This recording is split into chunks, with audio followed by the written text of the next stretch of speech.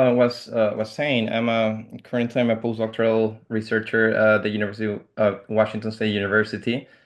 Today I'm going to be presenting about my work during my PhD at the University of Wisconsin-Madison about cuticle thickness and anatomical changes in pedicel xylem vessels influenced through transpiration and calcium accumulation in cranberry fruits. So before I start with my presentation, I would like to share a little bit about my background. I'm originally from Chile. I did my undergrad in the Pontificia Universidad Católica de Valparaíso in Chile. I finished my bachelor's degree in horticulture in 2012, in which I also specialized in fruit crop production. And after several years working in the Chilean fruit export industry, I decided to apply for grad school, and I started my master's degree in 2018 at the University of Wisconsin-Madison under the guidance of Dr. Amaya Tucha, working on full nitrogen fertilization and its effect on cranberry production. Then in 2021, I started my PhD, also under the guidance of Dr. Atucha, in which I explored cranberry fruit development, and that's the topic from today's presentation. And recently, roughly 4 months ago, in September 2024, I started this postdoctoral researcher position at the small fruit crop lab led by Dr. Lisa Wasco de Vetter at Washington State University. And I'm specifically working on cold hardness in black and raspberry. So with that, for those who are not familiar with cranberries, cranberries are a woody perennial evergreen bush with high commercial value. Let's use the pointer here. And we can see in this drawing those red rounded berries, which are the high commercial value product that cranberry produces. What is very particular from this crop is that we have here on the bottom this horizontal structure called runner, and from the axillary buds, vertical growth or shoots called uprights, which are the productive unit in cranberries, produces these red rounded berries. That will be in essential during the first year of a production or plantation. Then from the apical meristems of these uprights during the second year, new shoots are gonna start growing, which will bear or not fruit. As you can see here, we have fruiting uprights, but also we have vegetative uprights. So why cranberry is so important? We can see here on the right side of the screen this choropleth map with the distribution of acres across the US. And we can see that Wisconsin has roughly 20,000 acres, and it's the largest one in the US compared to other states. As John was saying at the beginning, one of the states that also produces Massachusetts. But Wisconsin also it's not only the highest in surface or product or acreage in cranberry, it's also the #1 producer in the US. What's very particular from this crop is that 94% of the fruit produced goes to processing, which only leaves this 6% for fresh consumption. In Wisconsin, usually the growing season starts from July to September. July with bloom, and at the end of September with harvest. That possibly could extend until mid-November. And we can see here on the right side of the screen a picture of how cranberries are harvested. Usually water is used for helping remove the berries from the vines. But as many other fruit crop industries, the cranberry industry has been facing different challenges. One of the challenges that it has been happening is that the cranberry industry has focused on higher valuable products. If you remember, a lot of like that fruit goes for processing. So the industry has focused on what is called like sweetened and dried cranberries. As you can see here on the right side of the screen, they're pretty similar to a raisin. It is also important to say that the consumption of this type of product has been increasing in recent years because of the health properties that the fruit has. But what we knew before we started with these fruit development studies is that high fruit quality is required for processing sweetened and dried cranberries. And when I say fruit quality in cranberry, will be firmness, shape, color, and ripeness. We also know that there's a cultivar component, which is related to genetics, but also we know that harvest management can influence fruit quality.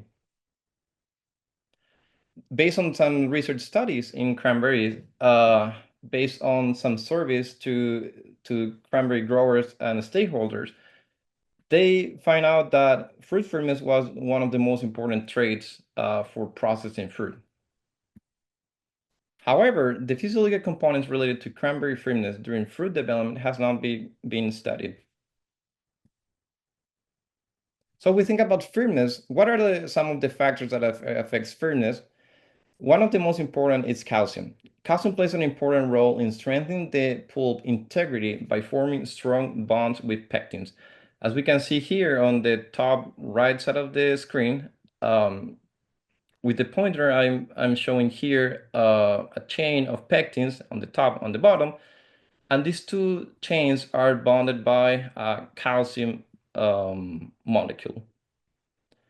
So pectins contribute to the cell wall structure in the fruit, and we know that decline in fruit firmness is related to these changes in the cell wall, but also it's associated with the amount of calcium that the fruit has.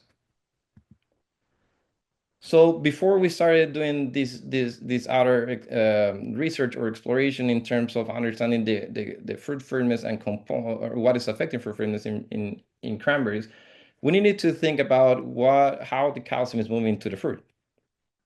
What we know from other crops is that calcium uptake occurs in the tip of new roots.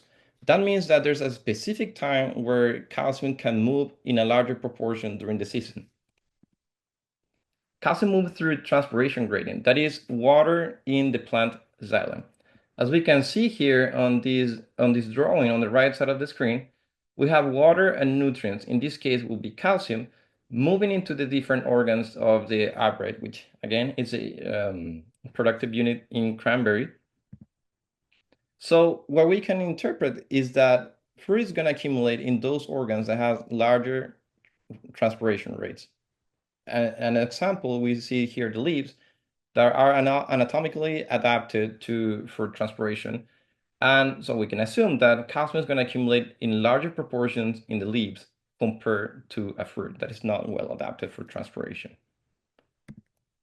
So the question is how we can optimize calcium movement into cranberry fruits. So we came up with our objective, which was to evaluate fruit transpiration, cuticle thickness, and pedicel vessels changes during cranberry fruit development and its effect on calcium translocation in the fruit.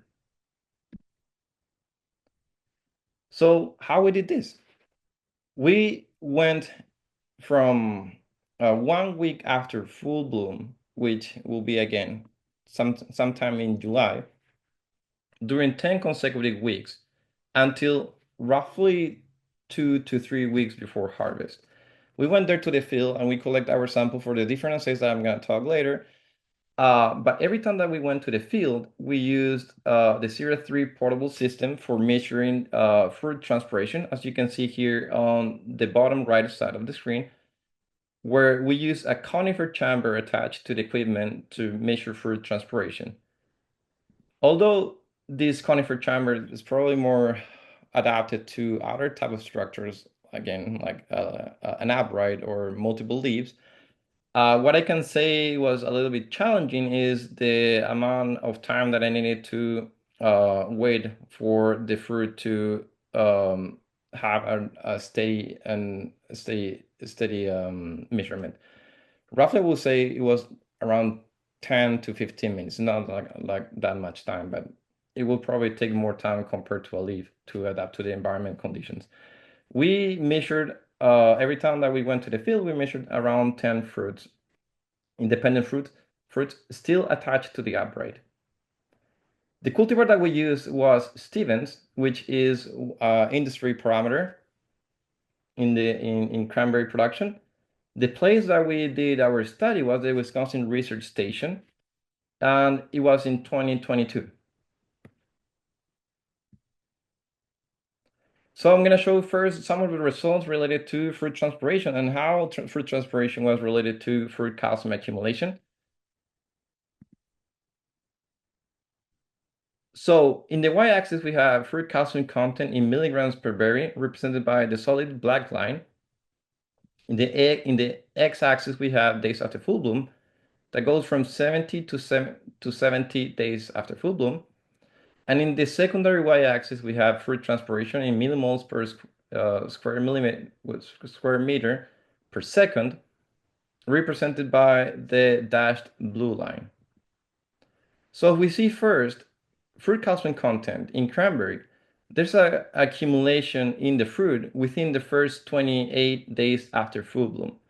Then it reaches a plateau and remains unchanged until harvest, which will be probably here 70 to 84 days after full bloom. Contrary, if we see fruit transpiration here represented in this blue dashed line, fruit transpiration quickly drops during the same time in which calcium accumulates. So with this, we found out that there's a high correlation between these two correlation or relationship between these two parameters, shown by this equation here on the right bottom of the plot. But from here, we're asking ourselves, what is really affecting fruit transpiration in cranberry fruit? So one of the first things that we did after our season was a greenhouse trial in which we wanted to understand the relative contribution of stomata to fruit transpiration. So what we did is that we pollinated fruits in the greenhouse, and I did this because I was running out of time.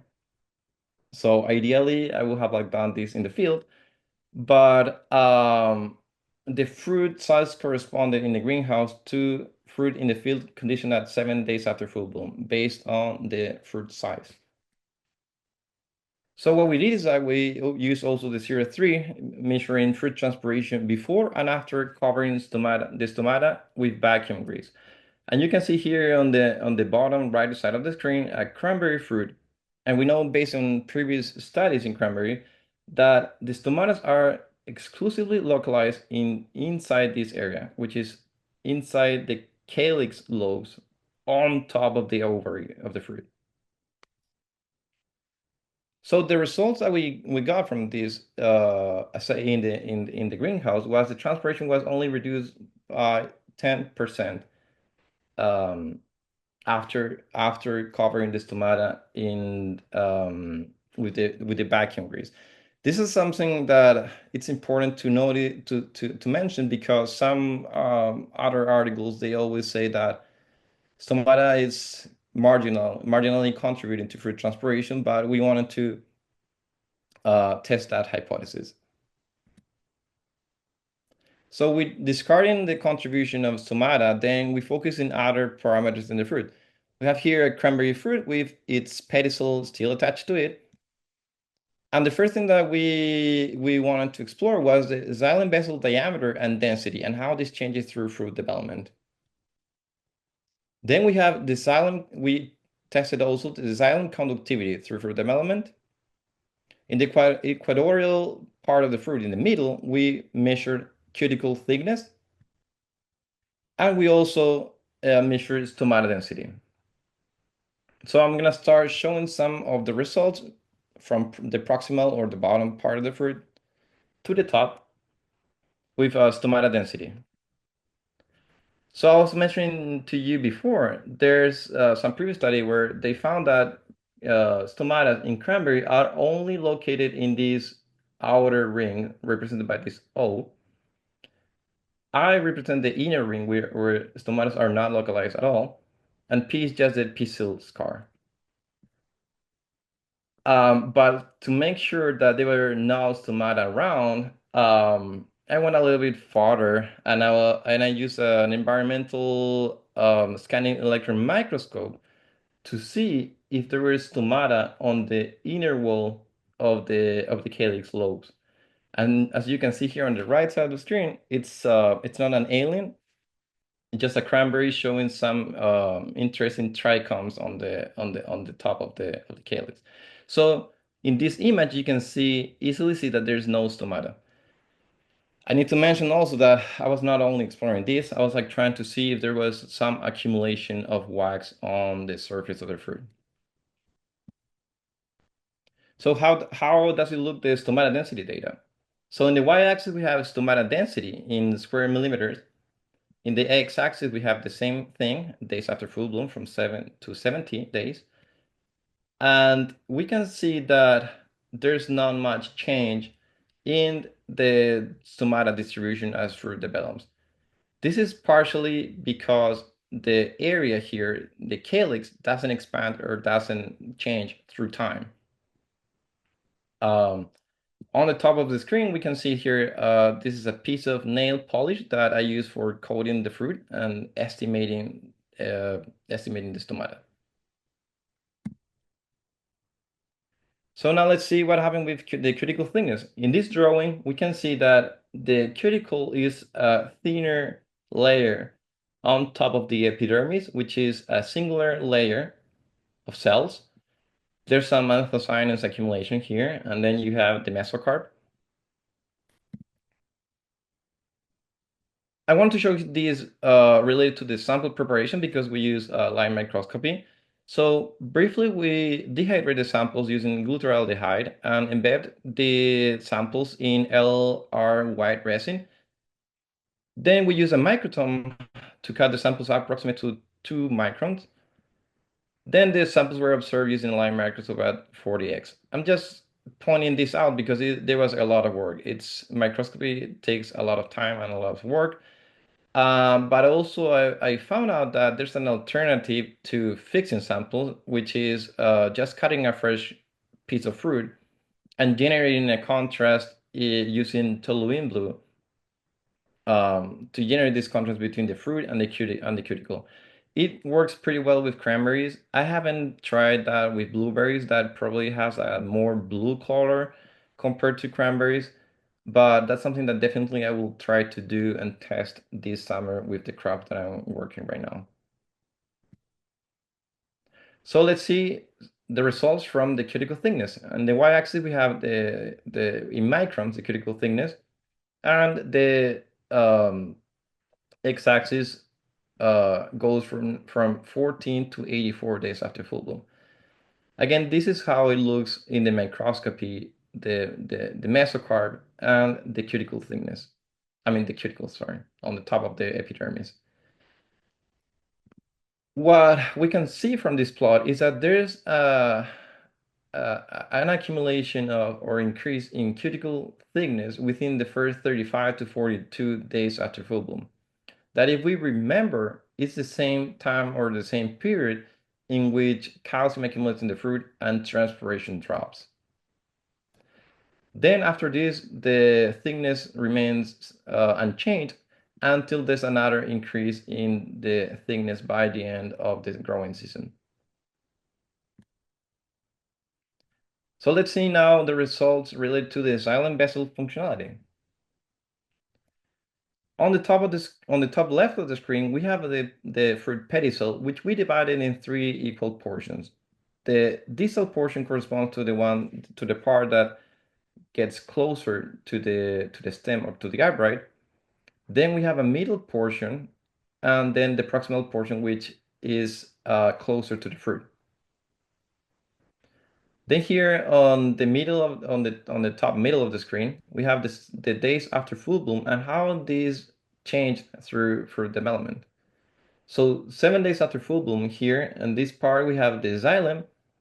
In Turkish or green color, we have the phloem, and that's just the phylloderm. What we can notice a little bit is that there's a change in the diameter and density of the vessels as the fruit develops, as we can see here, the 35 days after full bloom. But what it was very interesting by the end of the growing season, 70 days after full bloom, is that there's some tissue rupture in the xylem of the pedicel. Here's just an image of how I was fixing the samples using LR white resin. So how does it look, the changes when we measure the Xylem vessel density in square micrometers? Here in the y-axis, we have that value. And then in the x-axis, we have the same days after full bloom. And what we can see here is that there's there's a quick change within the first 35 to 42 days in the density. The density increases in the Xylem vessels. By the end of the growing season, there's differences between the three portions. And as we can see here, the red line corresponds to the distal portion, the middle to the dotted green line, and the proximal to the dashed blue line. There's difference between the three portions, and this pretty much follows the same pattern as the calcium accumulates in the fruit. Then what happened with the diameter? So we have here in the y-axis the hydraulic mean diameter and the same x-axis, and there's a decrease in the diameter as the fruit develops. By the end of the growing season, there's significant differences between the distal and middle portion of the fruit with the proximal. So what we can interpret from this plot is that the higher the density of the vessels is and the smaller the diameter, the less water is going to be transported.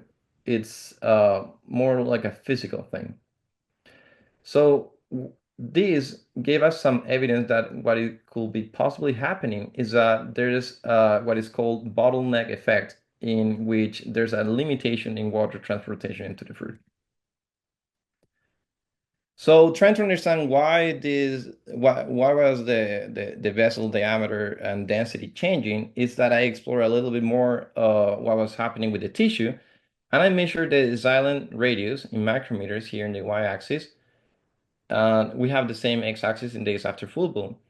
And what we can see is that there's a decrease in the radius of the xylem, represented by basically I measured this distance this radius, represented here on the top right of the screen with that picture. But then I went again a little bit farther, trying to understand, well, if there's a decrease in the radius, what happened with the other tissue, with the pith, here represented on the middle, with the xylem, and with the phloem. So in the y-axis, we have radius proportion, and in the x-axis, say days after full bloom. What we can see here is that in terms of the xylem, the proportion remains pretty stable until this period of time where there's like a large increase in the proportion of the phloem compared to the xylem and to the pith. What is very interesting here is that it's the same this this period between 35 and 56 days after full bloom is when the fruit starts to develop color, or its verizon. What is also interesting here is that the proportion of the phloem changed after 56 days after full bloom, but the pith expands over a 50% compared to the other parts of the pedicel. So what it makes me think about is that there's a compression and on the xylem vessel, and that might be a reason why we saw by the end of the season some tissue rupture. So these changes in the vessel diameter and density and radius and proportions, we're thinking about how this is affecting water movement. So what we did is that we put abrax in a dye solution for 30 minutes. On the top here of this picture, we have the fruit still attached to the abrate, and then on the bottom we have fruit that is detached from the abrate, put in a dye solution, acid fusion solution. And again, we can see here on the top with attached fruit, we can see the abrite, the leaves completely died after 30 minutes of being soaked in the solution. And on the bottom, we have detached fruit. You can see that there is some dye inside the fruit. And then what we analyzed and measured was the presence or absence of the dye in the different portions of the fruit. top will be distal, middle, and proximal. So initially what we do is an automated image analysis, and I developed a prototype of a code in Python, estimated the percentage of red color in the fruit. The results that are published showed a similar trend compared to visual observations. Although I didn't validate this code because probably it was out of the scope of the research paper, the code is available here in my GitHub for you to, if you want to explore more about this. And here in the bottom, of course, how it does look the image analysis. So let's see now how the visual evaluation looks like. Here, first we have attached fruit on the top, and again represented by the upright with the fruit still attached to it. And in the y-axis we have predicted probability, which is it estimates the probability of finding or not dye in the different portions of the fruit. And again, the different portions are represented by this dashed line. Red line will be distal, dotted line, green color, middle, and solid blue line corresponds to the proximal part of the fruit. The x-axis is the same as we've been seeing through this presentation. And what I can briefly say to you is that roughly 28 to 35 days after full bloom, we found out that 50% of the fruit will not have dye at any portion of the fruit. So after this, we started seeing that there was not dye movement into the fruit.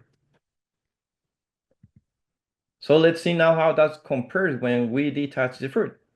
When we have again the same y-axis, the same x-axis, but the main difference here is that the shift in the presence or absence of the dye was later in the season. Roughly, we stopped seeing in some portions of the fruit at some portion of the fruit we stopped seeing dye 49 days after full bloom. What was pretty interesting is that after that time we started not seeing any single fruit with dye. And what I quickly noticed from this is that there was a dye leakage in the union between the pedicel and the fruit. My first thought was that I was doing something wrong, of course, so I repeated the essay, and probably 56 days after full bloom, I see some fruit, but then 63 days after full bloom, I started seeing more and more fruits with this condition. So that led me to explore what was happening in the abscission zone or in the union between the pedicel and the fruit. So fortunately, I have additional material fixed, and I did a longitudinal cut in this area of the fruit between the pedicel and the fruit. And as we can see, 7 days after full bloom, on the top we have the pedicel, and on the bottom here we have the fruit. Those are self-leaf anthocyanins. We cannot see anything clear here, but as we go 35 days after full bloom, we can see that there's some changes here. This will be the pedicel, and this on the bottom with white cells will be the fruit. What we can see is that there's some detachment between the pedicel and the fruit. And by the end of the growing season, 70 days after full bloom, we saw some tissue rupture in between in this zone. That's probably why the fruit was leaking dye, or more than the fruit, the pedicel. So with this, it led us to say that nutrients that move through the xylem were not moving at all at the end of the season. So with that, we came up with our conclusions in which fruit cosmic accumulates during early stages of fruit development in cranberries. The increase in fruit cuticle thickness and anatomical changes in the pedicel influence water movement and thus calcium accumulation in cranberry fruits. I'm not showing that equation, but we did a multiple linear regression in which we found out the best model that explains fruit transpiration, which were the cuticle thickness and the xylem vessel changes. Evidence of fruit isolation suggests that nutrient movement in the fruit stops approximately 4 to 3 weeks before harvest. And that's something that it was crucial for cranberry growers because there was a thought to fertilize pretty close to the end of the growing season, especially with potassium. And we found out that there's not that much left to do by the end of the growing season. So then optimal fruit nutrition could affect fruit quality and post-harvest life, right? So growers with this information can maximize fruit calcium content among other nutrients by prioritizing fertilizing during the early stages of fruit development. And that's something that recent studies at UW-Madison have been focused on early uh, fertilization in cranberry. So with that, all this work was recently published in Physiologia Plantarum. So if you're interested to learn more about the details and the procedures of this study, here's a QR code where you can access to the link of this article. And of course, I would like to extend my appreciation for everyone that worked in this project and acknowledge first the funding of this project by the USDA NIFA Hatch grant, the Wisconsin Cranberry Research Station, as well as the Wisconsin Cranberry Growers Association, the Salapa Lab, Mira Lab, and Atucha Lab members at UW-Madison, and of course PP Systems International for letting me today present my work. And as a bonus slide of current and future studies, I would like to mention how I'm gonna apply some of the things that I learned in my PhD to what I'm currently doing.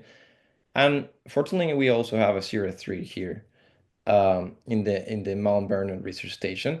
So one of the things that I quickly noticed when I was have some leftover samples is that the plants that were freeze damaged were showing some signs of stress with like more anthocyanin accumulation and less green color, assuming that there's some problem with the chlorophyll accumulation. So what I'm doing right now is I'm exposing different raspberry cuttings, and then what I plan to do is evaluate how stressed they are compared to a non-damaged by freezing temperatures. What I also like to do, and I didn't have time this year, but for sure I will try to do next year, is that to measure photosynthesis with the Zero 3 during acclimation, which is the fall period, and deacclimation in the spring in Blackberry Victoria. Victoria is a very particular blackberry cultivar which doesn't drop the leaves. This picture on the right side of the screen was taken 2 weeks ago, so after a frost. So you can see that they're still attached. And finally, what I would like to explore after my cold harness growing season, I need to find something to do during the summer. So what I would like to do is explore something similar to what I did in cranberry, but with a focus on blackberry, raspberry, and blueberry fruit transpiration. So with that said, thank you very much for attending to this webinar. So if there's any question, I'm happy to answer them. My email is there, so if anyone has any question afterwards. Thank you very much. Thank you for attending the webinar. To learn more about the Cyrus 4 portable photosynthesis system, visit ppsystems.com.